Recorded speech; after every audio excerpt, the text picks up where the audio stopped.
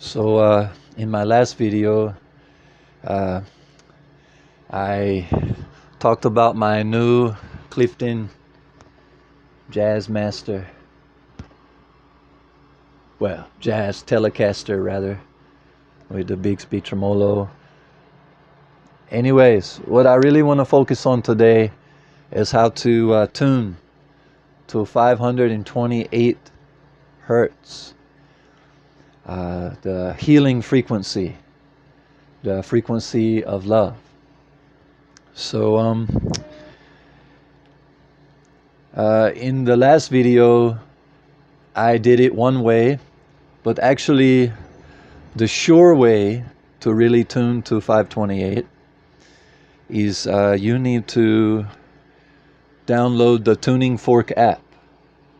So here is the Tuning Fork app that I downloaded.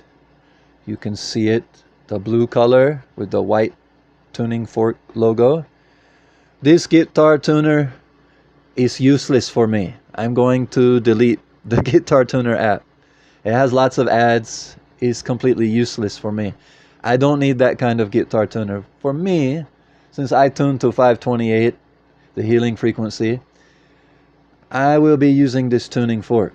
And since this is a Samsung J7, an older phone, I can no longer download apps from the smart store or the app store. So what I had to do on my phone is I had to go online, not in the app store, because because I can't use the app store. So I just went online and I figured it out. There's this thing called Aptoid, and I downloaded Aptoid from their online website, and now I have the Aptoid app, and whenever I need any kind of app such as the Tuning Fork app, I can still get it on my older Samsung J7, which I have been using for 4 or 5 years. Anyways, so this Tuning Fork app, when you open it up, this is what you'll see, and it's like a synthesizer. Right, so let's listen to the 440. Let me turn it all the way up. That's all the way up. So here's the 440. And you can choose the waveform like you could on a synthesizer. A square wave, triangle wave, sawtooth wave. Now this is 440. Now this frequency makes me feel uneasy and anxious. I want you to really focus on the effect of this frequency. How do you feel? It makes me feel agitated, anxious, and uneasy. So let's turn it off and take a breath. So now I'm going to click on the 440 number, and so I can input a numeric value, which is much easier than clicking on the arrows. All right, guys, go out. Let's let the dogs out. Go out. Jimmy, 3, 2, 1. Door is closing. In or out? In or out, bud? In or okay. In or out? 3, 2, 1, 0. Door is closing. Door is closing.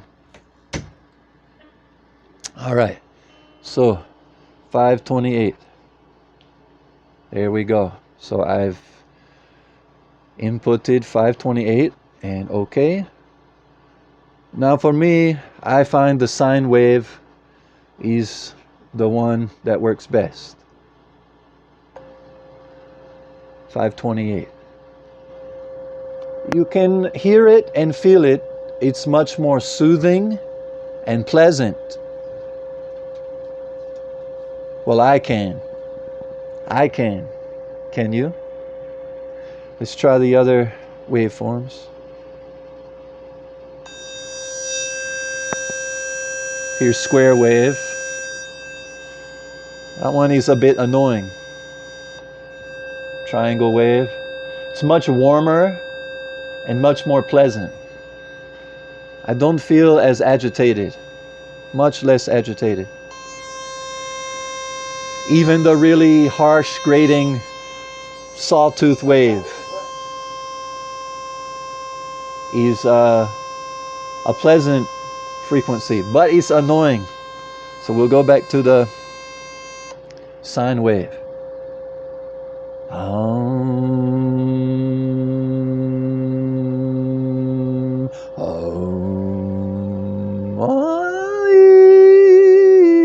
Anyways, the healing frequency. So now what I'm going to do,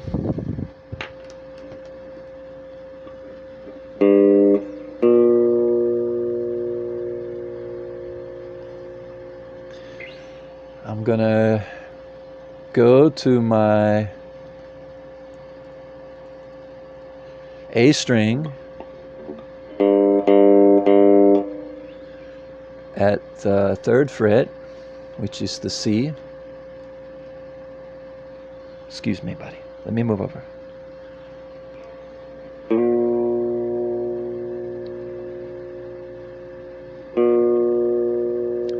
And then I like to move up an octave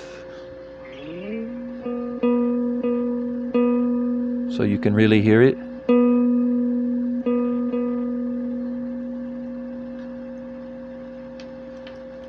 It's hard for you to hear this sine wave, so I'm gonna change it.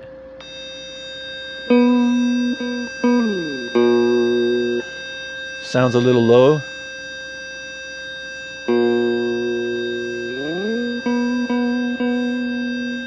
I don't like the square wave. Triangle wave is better. Seems a little low. A little bit off.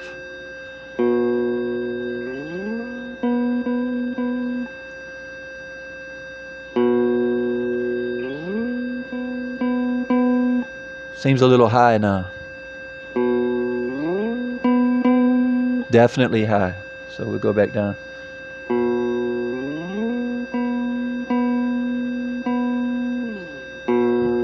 Let me switch the waveform. Sawtooth.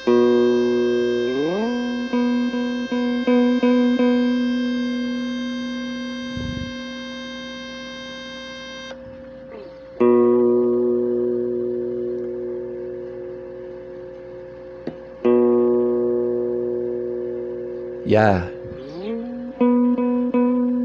That's good. All right. So we've got the A string tuned to 528 on the C note at the 3rd fret.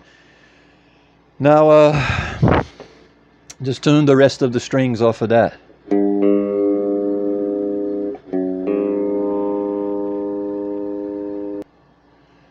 Okay.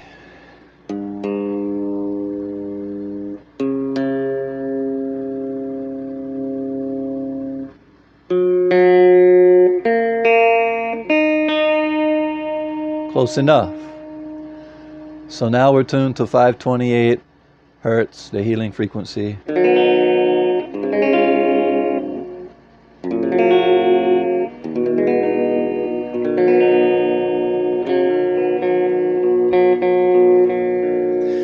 It sounds much better, and the thing is, of course, since this is a new guitar, I tuned it to standard tuning first, and because I wanted to make sure the intonation and the buzzing issues were okay in standard first.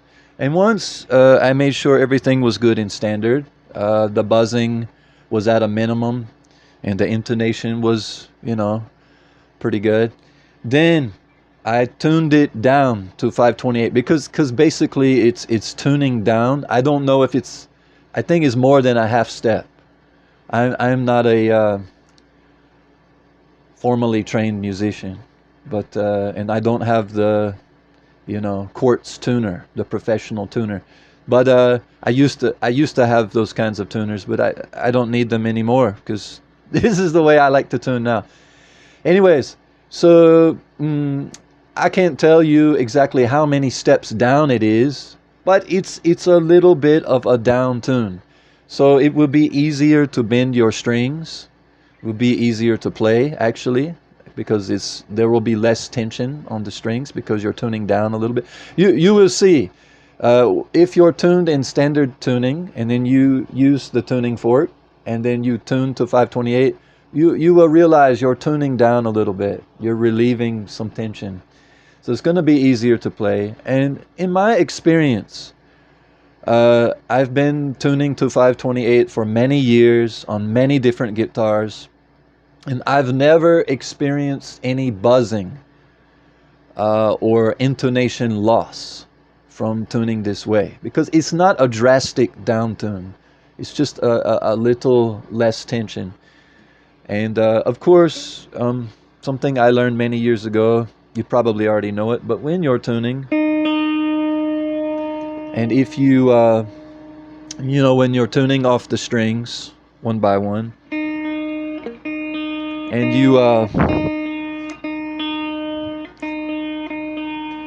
you go too high,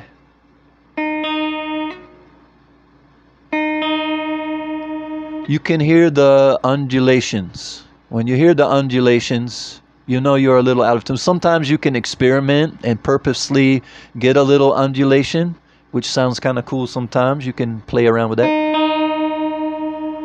But for me, this time, I want it to be perfectly in tune, or as much as possible. So if you overtune, don't try to correct it right away. You need to go ahead and go down.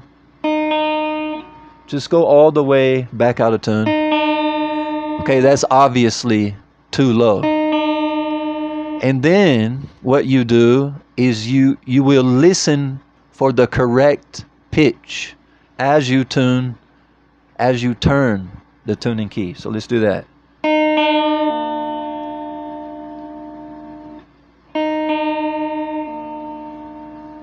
You can kind of hear it.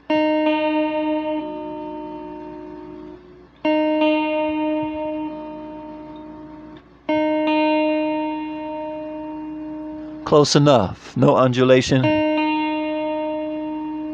So after you strike the strings, and as you turn the tuning key, you will be able to hear the shifting upward of the pitch. So that I was told in a recording studio a long time ago, the producer referred to me as Young Grasshopper. Actually, that producer was the same one who sabotaged my Zenith Pulse album. We tried to record that album in the studio professionally, but I ended up having to do it myself in the garage at a much lower quality because he sabotaged our recordings. We didn't have enough. Out of three of us, we were a three-piece. None of us had enough money to pay that guy what he was asking. I think it would have been probably one of the best albums to ever come out of Alabama, really, as far as like post-punk goes. Psychedelic blues, post-punk rock, garage rock, southern garage rock, whatever. Anyways, so he told me, he said, if you overtune, don't try to correct it. Just go ahead and go back down and you correct on the way up. And I have followed that advice, ironically, even though he sabotaged. Actually, he said that somebody pooped in his studio. I believe, I suspect it was our bass player, which was nicknamed Nut. His nickname was Nut. I suspect that Nut may have been the one to take a dump somewhere in that guy's studio, and then he got angry and he put a halt to our album. So I don't know if we completed any songs in his studio or what became of our recordings in his studio, but man, I think it would have been fantastic if we would have completed those studio recordings of that album. Anyways, and a lot of the songs I had going with that band, they are completely lost, a lot of those recordings. So all you can find online of the Zenith Pulse or Zenith Pulse recordings are, I think, the 6 songs from the EP. Anyways, so I hope you enjoy playing in 528, the frequency of love. I've been playing this way for, geez, I don't know, at least half a decade. It's much more beautiful and pleasant, soothing, easier to play.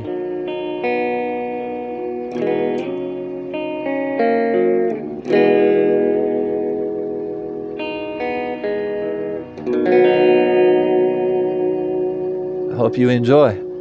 528. It's good stuff. I'll see you next time. Love y'all.